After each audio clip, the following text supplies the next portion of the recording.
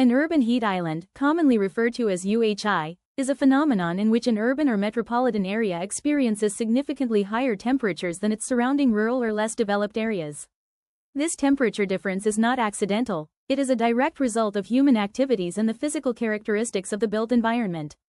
Urban heat islands can be observed in cities of all sizes, across different climates, and on every continent. The UHI concept includes two closely related but distinct phenomena. The first is the surface urban heat island, which refers to elevated temperatures of urban surfaces such as roofs, roads, pavements, and plazas. These temperatures are typically measured using satellite-based remote sensing and are most pronounced during the daytime, when solar radiation heats exposed surfaces.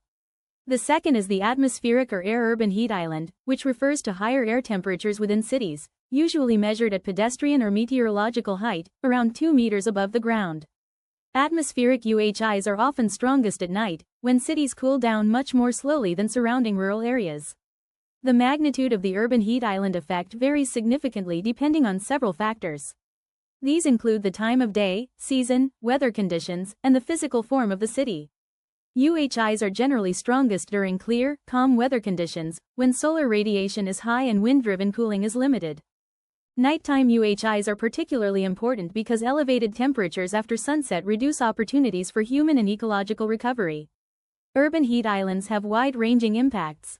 They increase energy demand for cooling, intensify heat-related illnesses and mortality, worsen air quality, alter local weather patterns, and contribute to social and environmental inequities between neighborhoods. Understanding UHI is therefore essential for planners, designers, engineers, and decision-makers working toward more sustainable, resilient, and equitable cities. This module explores the causes and impacts of urban heat islands in a structured way. First, it introduces the physical mechanisms that create UHIs, including surface properties, vegetation loss, urban geometry, and human-generated heat. It then examines the impacts of UHIs on human health, energy systems, and the environment. Different types of urban heat islands, surface, atmospheric, and microscale, are explained, followed by an overview of how UHIs are measured and mapped. Finally, the module highlights why understanding UHIs is critical for urban planning and design practice. An urban heat island can be defined as an urban area that is consistently warmer than its surrounding rural landscape due to the physical and functional characteristics of the built environment. Unlike natural landscapes, cities replace vegetation and soil with materials such as asphalt, concrete, glass, and metal. These materials absorb, store, and release heat in ways that fundamentally alter local thermal conditions. Cities also concentrate human activities. Transportation systems, buildings, and industrial processes all consume energy and release heat into the urban atmosphere. As a result, cities do not simply respond passively to climate, they actively modify it. The UHI effect is therefore a product of both material properties and human behavior. Recognizing urban heat islands is important because they are not temporary anomalies. They are persistent features of urban climates that influence daily comfort, long-term health outcomes, and the resilience of cities to extreme heat events. Urban heat islands form due to a combination of interconnected physical and environmental processes. One of the most important factors is the widespread use of low albedo surfaces. Dark roofs, roads, and pavements absorb a large portion of incoming solar radiation rather than reflecting it back into the atmosphere. Another key factor is the prevalence of high thermal mass materials, such as concrete, brick, and stone. These materials absorb heat during the day and release it slowly over time, especially at night, contributing to elevated nighttime temperatures. Cities also experience reduced vegetation, which eliminates two critical cooling mechanisms, shading and evapotranspiration. Without trees and green spaces, urban surfaces receive more direct solar radiation and lose the natural cooling provided by plant processes. Urban geometry further intensifies heat retention. Tall buildings and narrow streets create urban canyons that trap heat, restrict airflow, and limit radiative cooling. Finally, waste heat from vehicles, buildings, and industrial activities adds additional thermal energy directly into the urban environment. Together, these factors explain why cities heat up more intensely during the day and cool down more slowly at night compared to rural areas.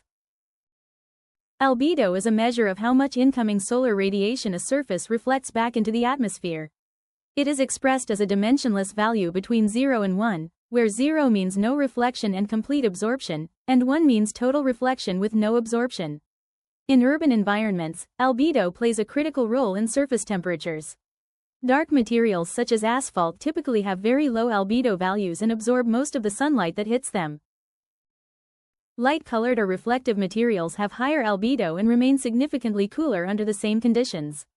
Understanding albedo helps planners and designers assess how material choices influence urban temperatures and energy use. Urban surfaces provide clear examples of how albedo affects heat absorption.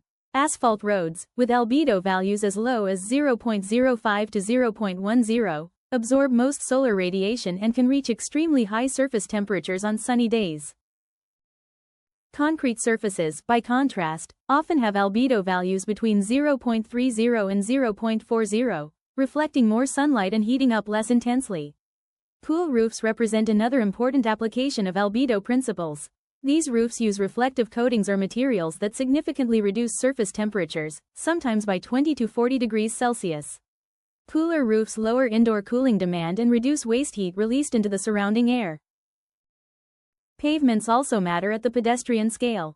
Traditional dark pavements contribute strongly to surface and atmospheric UHIs, while light-colored or reflective pavements can reduce surface temperatures and improve outdoor thermal comfort. However, planners must balance reflectivity with potential glare and seasonal performance considerations. Thermal mass refers to a material's ability to absorb, store, and later release heat energy. Materials with high thermal mass, such as concrete, brick, stone, and masonry, can take in large amounts of heat when exposed to solar radiation or warm air. These materials typically heat up slowly, but once they are warm, they also cool down very slowly, releasing the stored heat gradually over long periods of time, often well into the evening and night. In urban environments, high thermal mass materials are extremely common. Streets, pavements, building facades, and structural elements are frequently constructed from concrete and stone, creating large continuous surfaces capable of storing heat.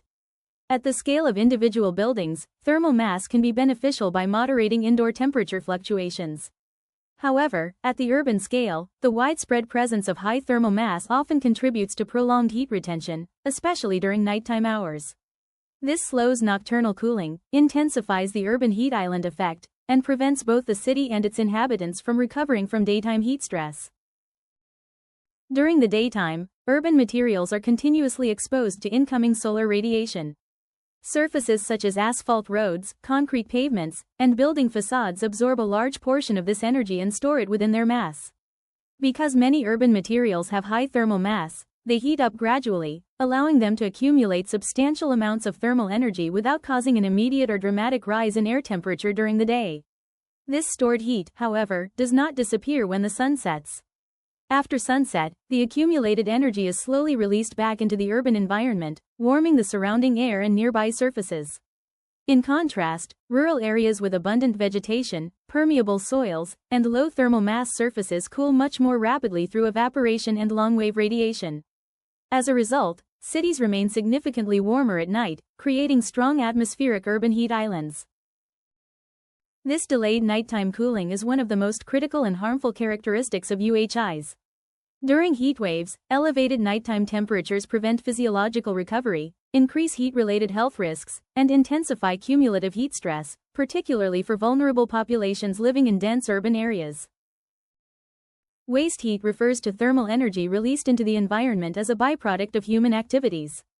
In urban areas, waste heat originates from a wide range of sources, including vehicle engines and exhaust systems, air conditioning units, heating and ventilation systems, industrial facilities, power generation, and commercial activities. Even routine daily actions such as cooking, operating electrical appliances, or using public transport contribute incrementally to the overall heat load of a city. Unlike heat stored in urban materials, which depends on solar radiation and surface properties, waste heat is actively generated and continuously emitted directly into the urban atmosphere. Its intensity often increases during hot periods, particularly when air conditioning use rises, creating a feedback loop that further elevates ambient temperatures. Waste heat is especially concentrated in dense, highly developed areas with heavy traffic, large building volumes, and high energy consumption. High urban density concentrates people, buildings, transportation systems, and infrastructure within a relatively limited spatial area. This concentration is closely linked to higher overall energy demand, particularly during hot periods when cooling systems are used intensively to maintain indoor comfort. Offices, commercial buildings, residential units, and public facilities all rely heavily on air conditioning during heat waves, significantly increasing electricity consumption across dense urban districts.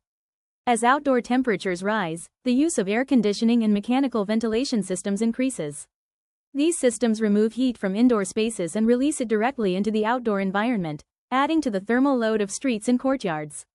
This process creates a self-reinforcing feedback loop. Higher temperatures lead to increased cooling demand, which generates more waste heat, further elevating ambient urban temperatures. Dense cities therefore tend to produce and retain more waste heat than less compact settlements. This additional heat input strengthens the urban heat island effect, slows nighttime cooling, and intensifies thermal stress for urban residents, especially during prolonged heatwave events. Reduced vegetation is one of the most significant drivers of the urban heat island effect. As cities expand and densify, natural surfaces such as trees, shrubs, grasslands, and soil are often replaced by buildings, roads, parking areas, and other impervious surfaces. This transformation substantially reduces the city's natural capacity to regulate temperature.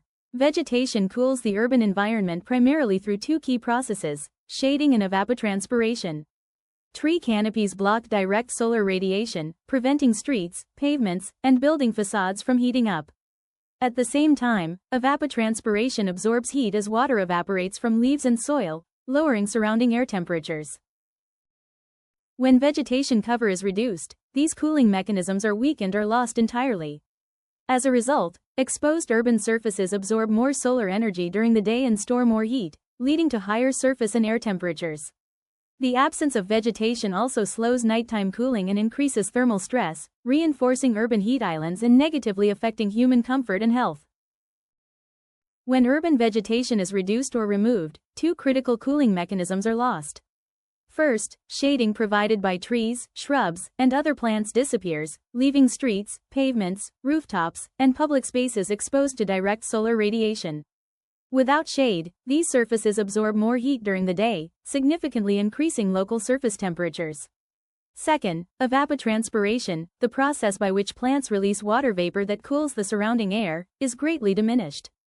This loss further reduces the natural cooling capacity of urban areas, making them more vulnerable to heat accumulation. As a result, neighborhoods, plazas, and streets with minimal greenery experience higher daytime temperatures, delayed nighttime cooling, and stronger thermal discomfort for residents and pedestrians. These effects are especially pronounced during heat waves, when even small temperature differences can have substantial health impacts.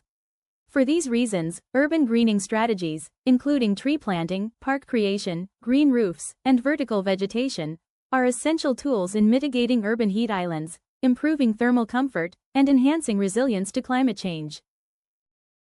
Urban heat islands have far-reaching consequences for cities and their inhabitants, affecting health, energy, the environment, and overall quality of life. One of the most urgent impacts is on human health. By intensifying heat waves, UHIs elevate the risk of heat-related illnesses, including heat exhaustion, dehydration, heat stroke, and cardiovascular stress, and can even contribute to increased mortality during extreme events. Vulnerable populations, such as the elderly, children, outdoor workers, and low-income communities, are disproportionately affected due to limited access to cooling, shade, or air-conditioned spaces. UHIs also increase energy demand, as higher ambient temperatures drive more extensive use of air conditioning in homes, offices, and public buildings. This added energy consumption can strain power systems and lead to higher greenhouse gas emissions, exacerbating climate change. Environmental consequences include poorer air quality, with higher levels of ozone formation, and stress on urban flora and fauna. Additionally, elevated temperatures reduce outdoor comfort and livability, discouraging walking, cycling, and recreational use of public spaces, ultimately affecting social cohesion and urban well-being. Urban heat islands can be broadly categorized into surface UHIs and atmospheric UHIs, each with distinct characteristics and implications for urban planning and human comfort.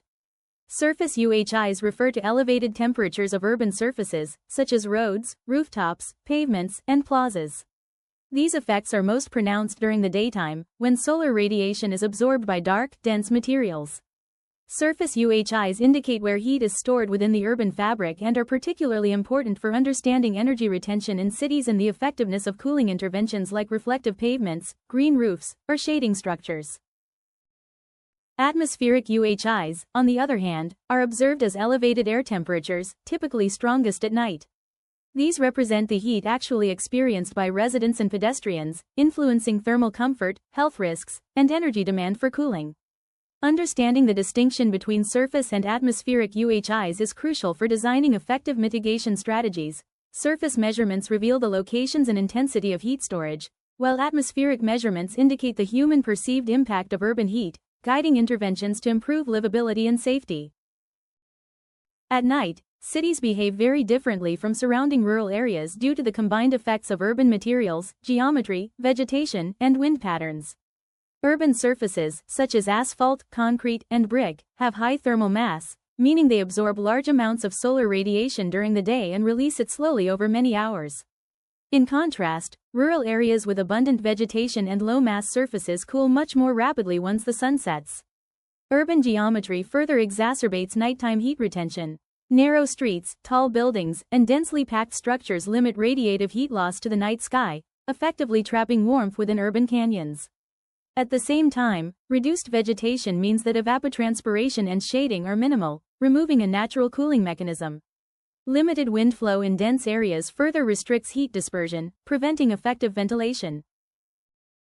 As a result, cities remain significantly warmer than their rural surroundings after sunset, a phenomenon that becomes particularly pronounced during heat waves. This persistent nocturnal heat increases thermal stress, health risks, and energy demand, highlighting the critical importance of nighttime-focused cooling strategies in urban planning. Understanding and quantifying urban heat islands requires careful measurement of both atmospheric and surface temperatures, as these represent different aspects of urban heat exposure. Atmospheric UHIs are assessed using ground-based air temperature sensors, which include fixed weather stations as well as mobile transects that record temperature along streets and through neighborhoods. These measurements capture the heat that people actually experience at pedestrian height, providing critical data for assessing thermal comfort, health risks, and the effectiveness of cooling interventions. Surface UHIs, in contrast, are typically measured using satellite-derived thermal imagery or infrared instruments, which detect the temperatures of pavements, rooftops, and other surfaces across wide urban areas. Surface measurements reveal where heat is stored and how different materials, land uses, and vegetation cover influence energy retention. By combining ground-based air temperature data with remote sensing of surface temperatures, researchers obtain a comprehensive understanding of urban heat patterns. This dual approach allows urban planners and policymakers to identify hotspots, evaluate intervention strategies, and design targeted solutions that improve both surface and atmospheric thermal conditions in cities. While air temperature is a fundamental measure of urban heat, it does not fully represent the thermal stress experienced by humans. Factors such as humidity, wind speed, solar radiation, and clothing significantly influence how hot it feels, meaning that two locations with the same air temperature can feel very different. To address this, researchers and urban planners use combined thermal indices, such as the heat index, humidex, or universal thermal climate index, UTCI, which integrate air temperature with humidity and sometimes wind or radiation to produce a more accurate measure of human perceived heat. These indices are particularly valuable for urban planning and public health, as they help identify areas and periods of elevated heat risk, especially during heat waves or in densely built environments. By applying these measures, cities can prioritize interventions, guide public warnings, and allocate resources for vulnerable populations. Using combined indexes ensures that mitigation strategies, such as shading, reflective materials, and vegetation, are targeted effectively to reduce not just measured temperatures, but actual thermal discomfort and health risk experienced by urban residents. Micro-urban heat islands, micro-UHIs, are localized pockets of elevated temperature that occur within cities, often at the scale of individual streets, plazas, or building blocks. These small-scale hotspots illustrate that urban heat is not uniform, and conditions can vary dramatically over short distances. For example, a tree-lined, shaded street may feel relatively cool and comfortable for pedestrians, while a nearby open plaza paved with dark asphalt and exposed to direct sunlight may feel unbearably hot, even on the same day. Understanding micro-UHIs is crucial because human thermal comfort is experienced at this fine scale. Residents, commuters, and outdoor workers are affected by the temperatures they actually encounter, which may differ substantially from general neighborhood averages or satellite-derived surface temperatures. By identifying these micro-hotspots, urban planners can implement targeted interventions, such as tree planting, shaded walkways, reflective materials, or water features, to improve comfort where people are most exposed. Addressing micro-UHIs ensures that cooling strategies are both effective and relevant to daily urban life, enhancing safety, usability, and livability of public spaces. Urban heat islands result from material choices, urban form, vegetation loss, and human activity. They increase health risks, energy demand, and social inequities. Understanding UHI mechanisms prepares us to design more resilient and cooler cities. This concludes Module 701 and sets the foundation for Module 702, which focuses on strategies to mitigate urban heat islands through planning and design.